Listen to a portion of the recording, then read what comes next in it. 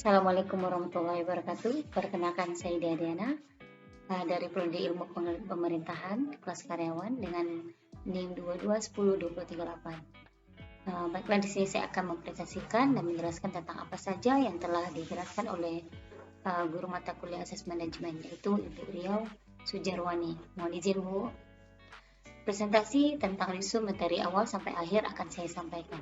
Di pertemuan pertama adalah pengenalan sebagai guru mata kuliah Asas Manajemen, yaitu pengenalan tentang materi apa saja yang akan dipelajari, yaitu yang pertama pengertian asas manajemen, yang kedua perencanaan, yang ketiga perorganisasian, yang keempat pergerakan, dan yang kelima pengawasan, serta membahas tentang kontrak perkuliahan. Pertemuan dan penilaian diambil sepenuhnya dari Google Classroom, variasi dan presentasi nilai.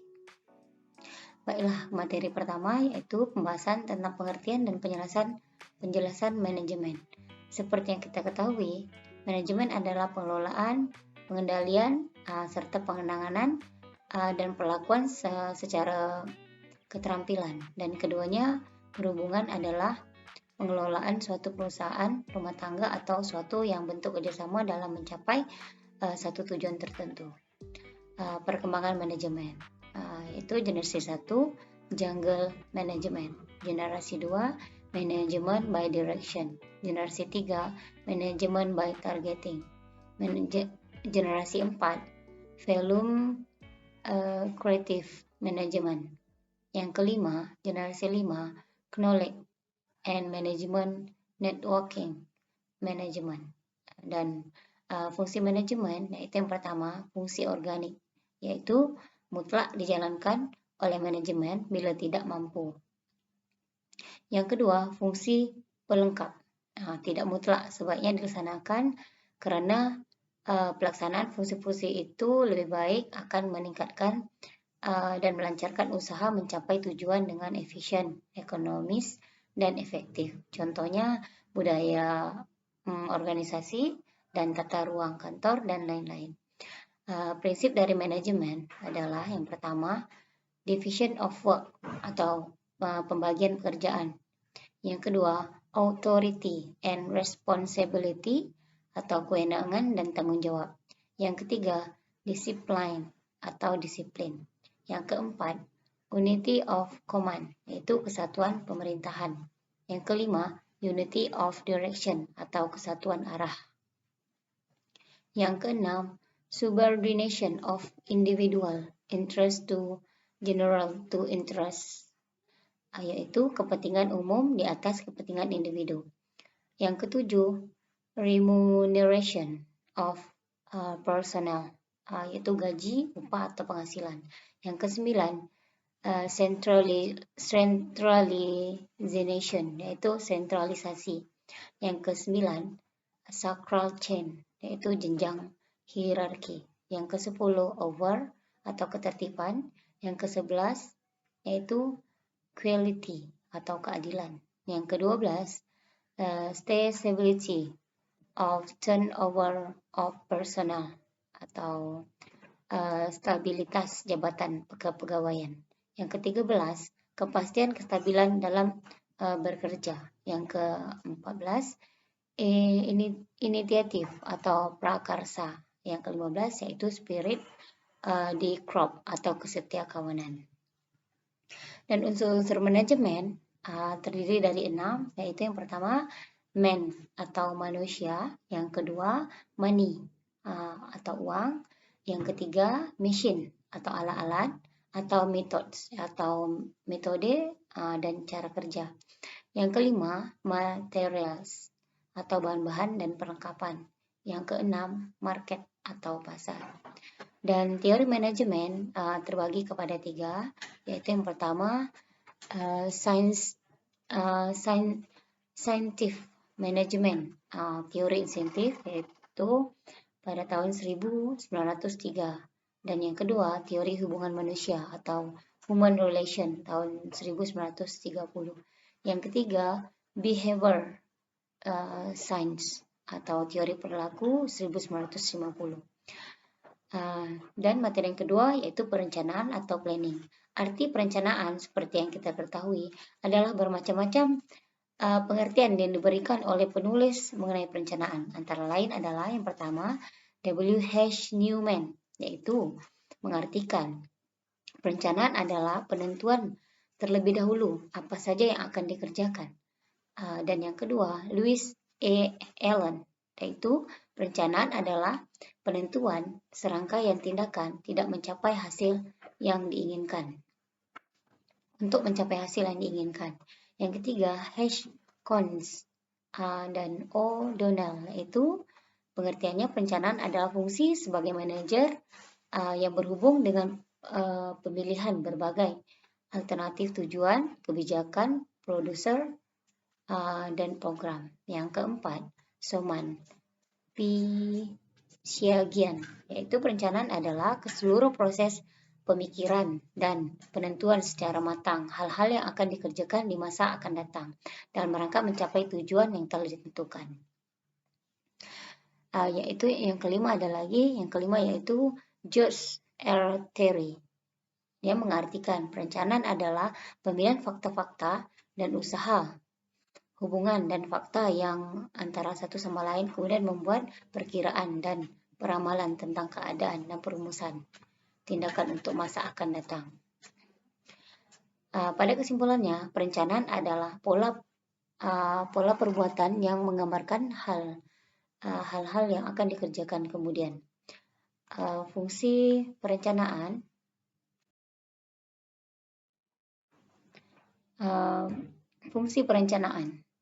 yang pertama adalah intervensi atau dapat dijelaskan, menguraikan, dan menjabarkan kebijakan umum. Yang kedua, forecasting, dapat memperhitungkan keadaan dan situasi di masa akan datang. Yang ketiga, koordinasi, sebagai alat koordinasi seluruh kegiatan manajemen. Yang keempat, ekonomis atau mengandung prinsip ekonomi hemat agar kegiatan manajemen efisien. Yang kelima, pedoman. Yang keenam, kepastian. Yang ketujuh, preventive control.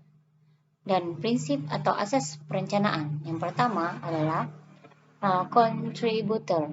Yang kedua, primary activity. Yang ketiga, prevasivitas. Yang keempat, alternatif. Yang kelima, efficiency. Yang keenam, liability factor. Yang ketujuh, fleksibilitas. Yang kedelapan, strategis. Macam-macam perencanaan terbagi kepada 6, yaitu yang pertama penggunaan, proses, jangka waktu, wilayah atau tempat pelaksanaan, materi atau objek, segi umum dan khusus. Semua perencanaan bisa diambil dengan kebijakan, puncak pemimpin, atau hasil pengawasan atau kebutuhan masa depan, penemuan-penemuan baru atau prakarsa dari dalam dan prakarsa dari luar. Dan perencanaan yang baik, yang pertama yaitu mengetahui ciri-ciri atau prinsip rencana yang baik. Yang kedua, memandang proses perencanaan sebagai suatu rangkaian pertanyaan yang harus dijawab. Yang ketiga, memandang proses perencanaan sebagai suatu masalah yang harus dipecahkan dengan menggunakan teknik-teknik ilmiah. Perorganisasian.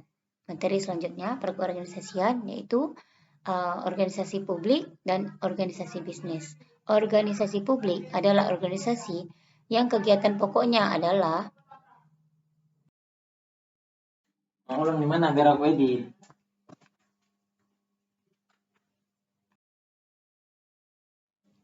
Perorganisasian, organisasi publik dan organisasi bisnis. Organisasi publik adalah organisasi yang kegiatan pokoknya adalah menghasilkan barang atau jasa untuk memberi pelayanan kepada masyarakat. Dan organisasi bisnis adalah organisasi yang kegiatan pokoknya adalah menghasilkan barang atau jasa untuk memperoleh keuntungan. Dan barang yang dapat dihasilkan dari organisasi publik adalah barang yang tidak dapat disediakan melalui transaksi antara penjual dan pembeli. Atau barang privat, barang yang dapat disediakan melalui by sistem pasar, yaitu melalui transaksi dan penjualan dan pembeli. Perbedaan organisasi publik dan organisasi bisnis, yaitu teori, tujuan, sifat, pelayanan, wilayah, kekuasaan, organisasi politik, cara kerja, lingkungan, organisasi publik, dan pelayanan pada masyarakat. Organisasi bisnis, keuntungannya, pertumbuhan dan kelangsungan hidup berlaku bagi semua, didasarkan potensi atau warga negara. Tingkat daya beli pelanggan sama dengan wilayah kuasa operasi bagi negara, sama lebih kecil dan lebih luas dari wilayah. Konsep perorganisasian publik dan organisasi bisnis. Organisasi publik adalah berkenaan dengan masyarakat dan organisasi bisnis adalah ditujukan hal yang terpisah kepada masyarakat. Tipe-tipe organisasi. Yang pertama, swasta penuh. Kedua, perusahaan swasta dengan sebagai pemilik saham oleh pemerintah. Yang ketiga, kerjasama joint venture swasta dan pemerintahan. Sarana publik yang dioperasi swasta, contohnya di bidang perkeretaapian. Yang kelima, perusahaan swasta yang diatur pemerintah. Yang keenam, pekerjaan yang sistem kontrak. Yang ketujuh, perusahaan publik monopoli. Yang kedelapan, sarana milik publik atau masyarakat seperti gedung olahraga, gedung kesenian. Dan materi selanjutnya yaitu pergerakan. Pergerakan menurut George L. Terry menempatkan semua anggota kelompok agar bekerja secara sadar untuk mencapai tujuan yang telah ditetapkan sesuai dengan perencanaan dan pola organisasi. Dan menurut Profesor Dr. Mr. S. Prajudi, Atmos Sudirjo, keaktifan orang-orang yang sesuai dengan perencanaan dan pola organisasi yang telah ditetapkan. Istilah actuating, yaitu pergerakan orang lain secara umum. Directing, yaitu pergerakan orang lain dengan memberi tunjuk arahan. Yang ketiga, commanding, yaitu pergerakan orang lain dengan memberi perintah atau komando. Motivating, yaitu menggerakkan orang lain dengan memberi instruksi. Teori kebutuhan adalah suatu kesenjangan atau pertentangan yang dialami antara suatu kenyataan yang telah dengan dorongan yang dalam dirinya. Teori tingkat kebutuhan fisiologis. Yang kedua, kebutuhan rasa aman, kebutuhan untuk rasa memiliki, dan kebutuhan untuk akan harga diri. Dan yang kelima, kebutuhan untuk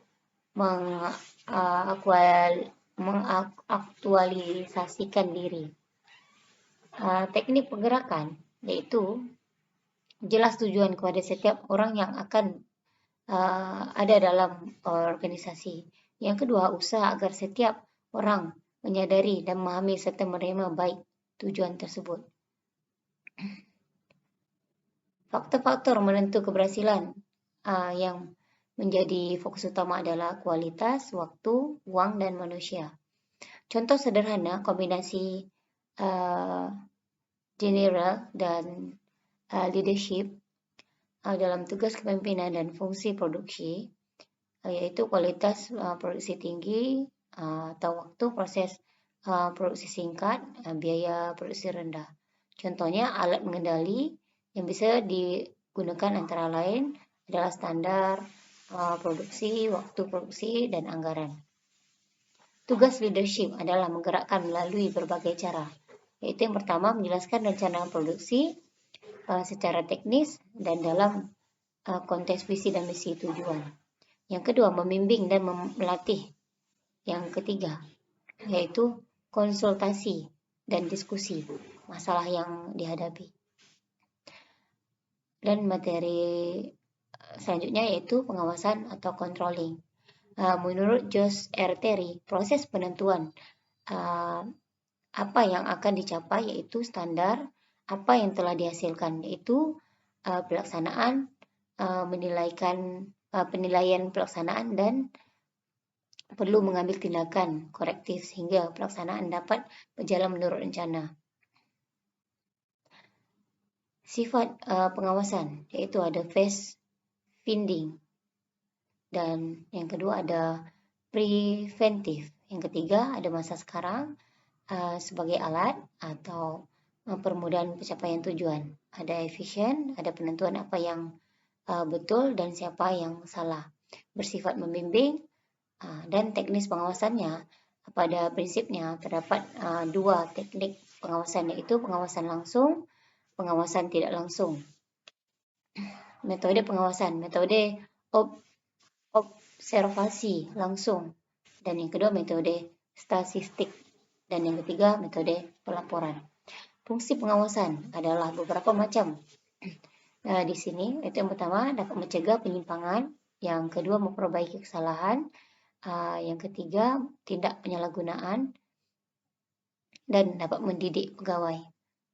Serta proses pengawasan. Proses pengawasan terdiri atas beberapa tindakan, antara lain adalah menetapkan dasar standar pengawasan, penelitian, pemeriksaan, dan nilai hasil, perbandingan hasil pelaksanaan dengan dasar standar, dan perbaiki penyimpangan, kesalahan, dan kelemahan tindakan koreksi. Baiklah, sekian. Baiklah, itu dia resume mata kuliah asas manajemen dari saya. Jika ada kesalahan, mohon dimaafkan.